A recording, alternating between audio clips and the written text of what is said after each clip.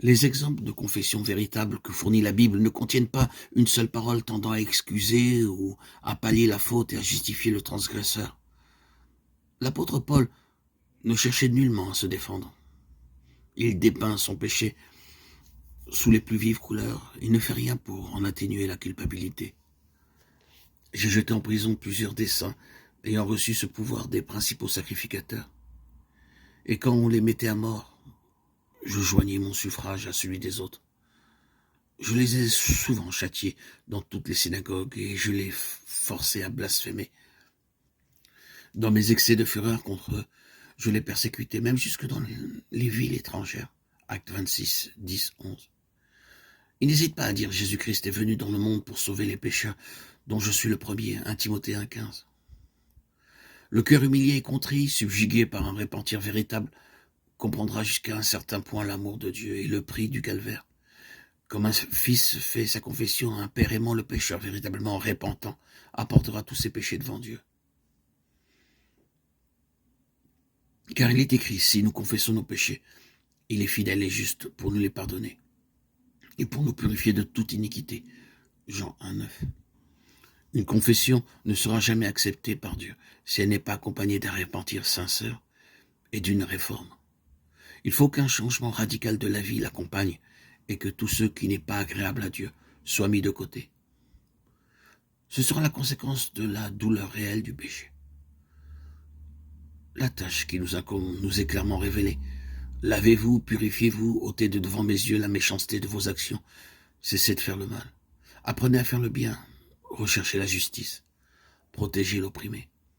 Faites droit à l'orphelin. Défendez la veuve. Ésaïe 1, 16, 17. Si le méchant rend le gage, s'il restitue ce qu'il a ravi, s'il suit les préceptes qui donnent la vie, sans commettre l'iniquité, il vivra. Il ne mourra pas. Ézéchiel 33, 15. Parlant de l'œuvre de la repentance, l'apôtre Paul s'exprime ainsi.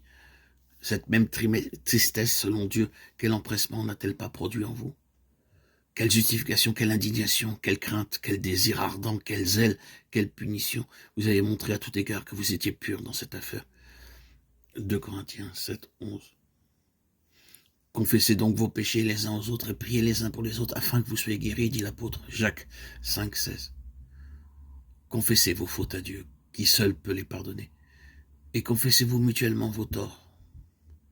Si vous avez offensé votre ami ou votre prochain, votre devoir est de le reconnaître et le leur de vous pardonner.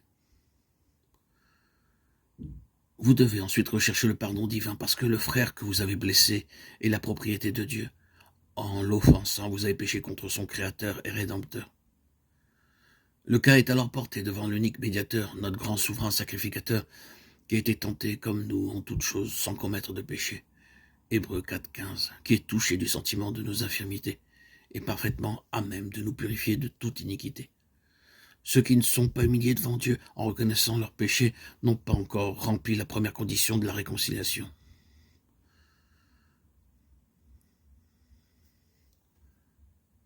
Si nous n'avons pas éprouvé cette tristesse dont on ne se répand jamais, si nous n'avons pas confessé nos péchés d'un cœur contrit et rempli d'horreur à la pensée de nos iniquités, nous n'avons jamais véritablement cherché le pardon.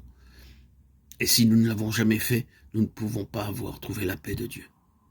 L'unique raison pour laquelle nous n'avons pas le pardon de nos péchés passés, c'est que nous ne voulons pas nous humilier et nous conformer aux conditions de la parole de vérité.